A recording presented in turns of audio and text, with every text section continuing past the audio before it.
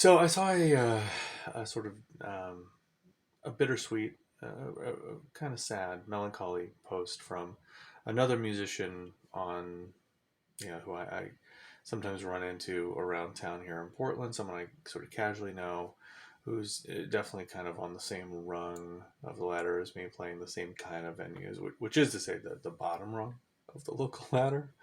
Um, uh, but all kidding aside, this was a really heartfelt, uh, frustrated, disappointed, end of the line kind of post. So, um, following a disappointing string of shows, a disappointing couple of years, culminating with a show that he felt he'd pulled out all the stops for, and only three people showed up.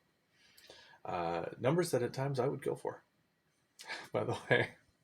But again, not to make light, because and I kid because it's true, because I feel it. I think any of us, if you're even listening to me, you may well be another musician who for whom this rings true. Like, that is the nature of the beast. Like, there is a really tragic gap between sort of talent and interest everywhere. Um, be that, the amount of talent that it takes to like get something uh, together and to hone it and to polish it and to have it be, record worthy, and then you put it on Spotify and you get your, end of the year stats, and it's like you've had a few hundred or maybe a few thousand total plays, and then you kind of do the math, like, oh, maybe a quarter, that's me. But in any event, I totally understand that, if your heart's not in it, I would never counsel someone to keep going in music if their heart's not in it. But on the flip side, I want to sort of talk about my reaction, because this is not the first time that I've heard someone, express this kind of sentiment. And there's kind of a fine line we all kind of walk, because you get into music, almost all of us in some part, it takes such an investment of time to get to the point where you're talented enough to do anything that might, in some way, even possibly be good enough to make a mark. And I think that's kind of what a shared goal most of us have, is to, in some way or another, make a mark.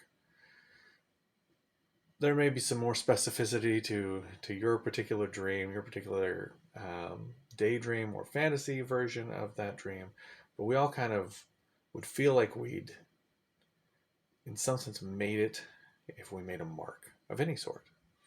But even to get to the point where you ostensibly could make a mark, it takes so much investment of time, that you have to be, in some sense, driven by a dream, by uh, fueled by a fantasy.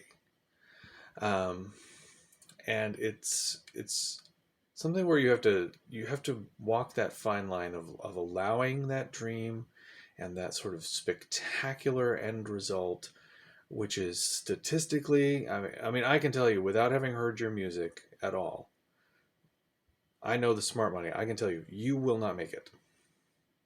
You're not going to make it. Whoever you are, you're not going to make it. No, but I'm so good. You're not going to make it. I'm not going to make it. None of us are going to make it. You know why? Because almost nobody does.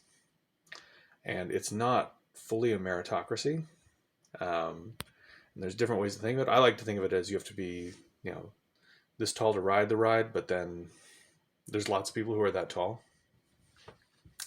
Like, yeah, you have to be kind of good enough to be in consideration, but then there's such an enormous ocean of people who are that good, that lots of people who are very good, and there's such a limited set of opportunities to scoop up people from that ocean who are good enough, uh, who are great players, and to elevate them to that next, you know, plateau, to bring them to shore, as it were.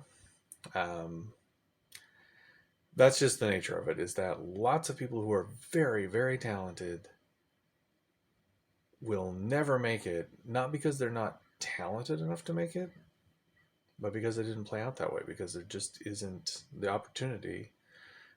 The number of opportunities is very, very small, very slim. So, given that most of us, and certainly I'm not going to use that as an excuse, like as if, well, I've taken my shot. Like, I'm not doing all the things I could to maximize my chances. I didn't do those things when I was younger, and I'm not doing those things now. So, to be realistic, I'm not giving myself the best opportunity, and frankly, neither is this person who made the post today. But I guess that what I'd say is this. Um, what I would counsel any person who's feeling a little down about how things are going is just remember that what actually matters is that you make something that speaks to you first and foremost.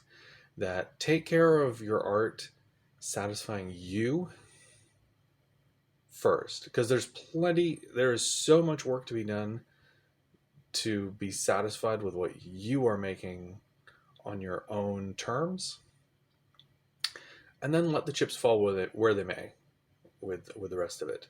Put it out there and keep putting it out there, but just always turn back to, is it still moving to you? Is it still something you just can't live without?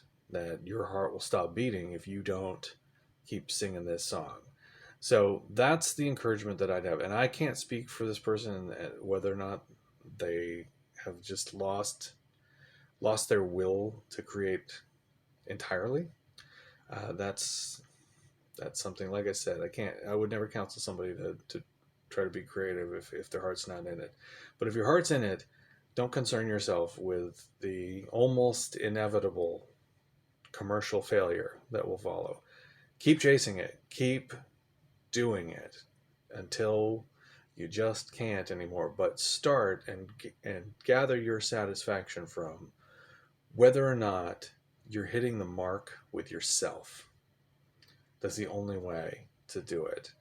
And then hopefully from there, you'll have a little luck, or you'll have a little help, or you'll, get a little momentum, and all of a sudden something will happen for you, and it'll be, you know, you'll be one of the lucky ones. So here's to you. Here's to your chances. Keep on keeping on. Keep plugging. But remember, it starts with you.